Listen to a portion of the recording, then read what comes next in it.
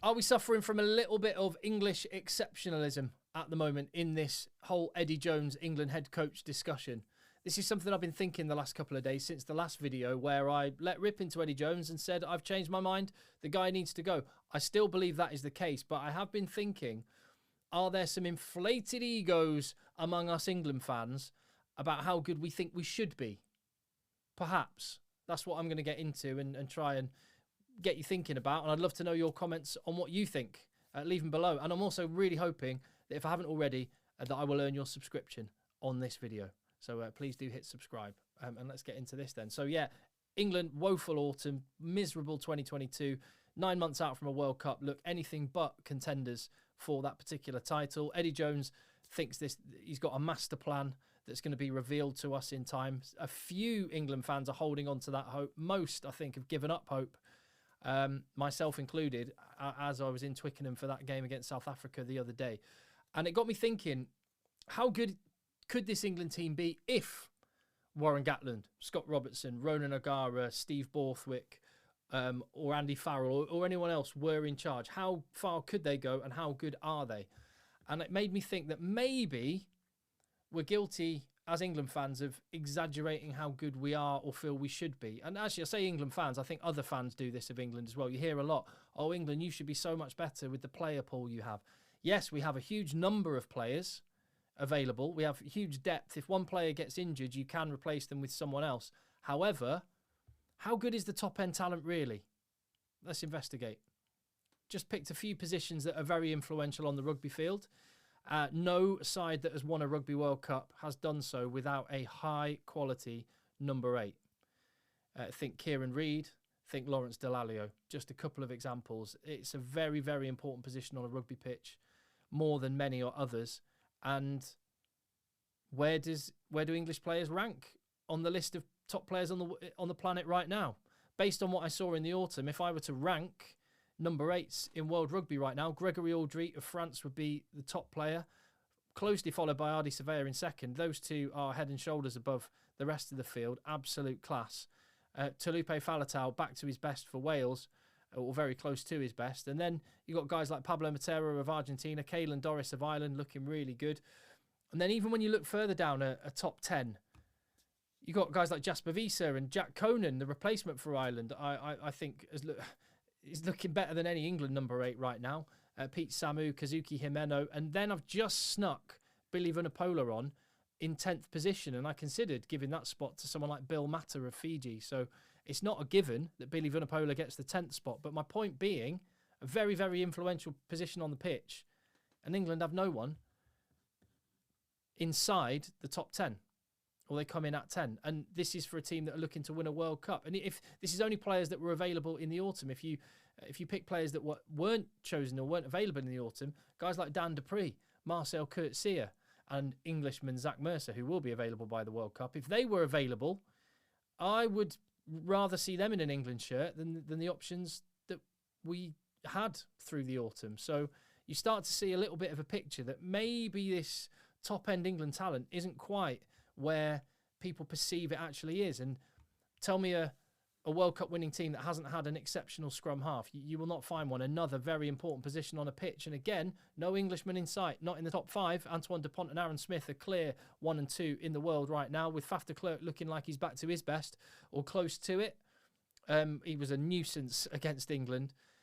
Really horrible player to play against, and he just had control of that game and of England for much of it. Nick White, I love his service. It's so good. TJ Paranaro against Scotland, you saw how good he can be. Even when you expand it out to a top 10, I haven't got an Englishman there.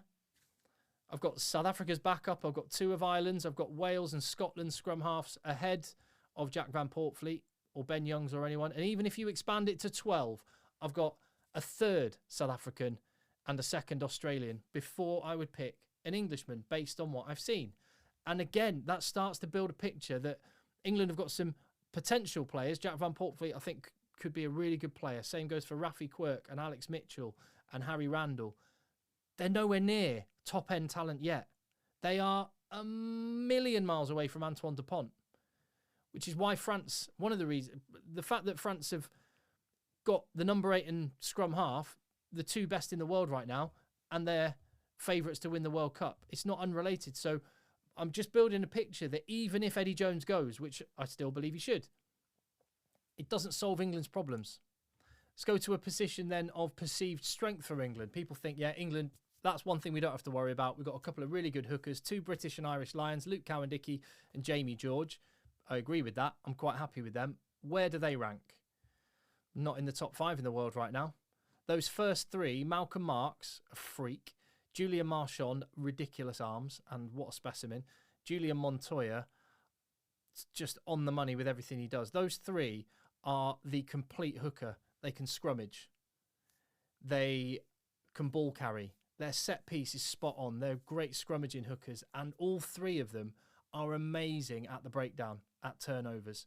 Cody Taylor and Dan Sheehan, the next couple there, New Zealand and Ireland respectively, those are more of the kind of hooker that you would see in the outside centre channel, burning an opposition centre and gassing it in. They're just incredible athletes at hooker.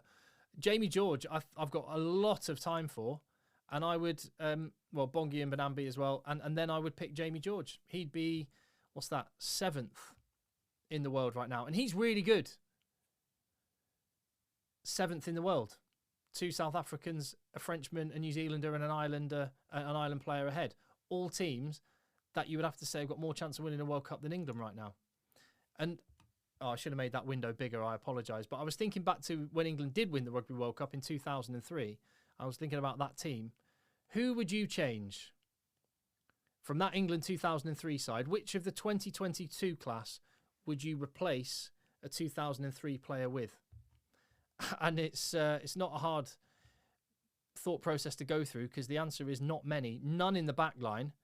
Maro Itoje probably in the second row, and I work with Ben Kay and know him well, and Ben wouldn't be offended by that. Maro Itoje is an incredible player. Ben Kay was as well, but Maro Itoje is, probably the best lock since Martin Johnson we've had pull on an England shirt.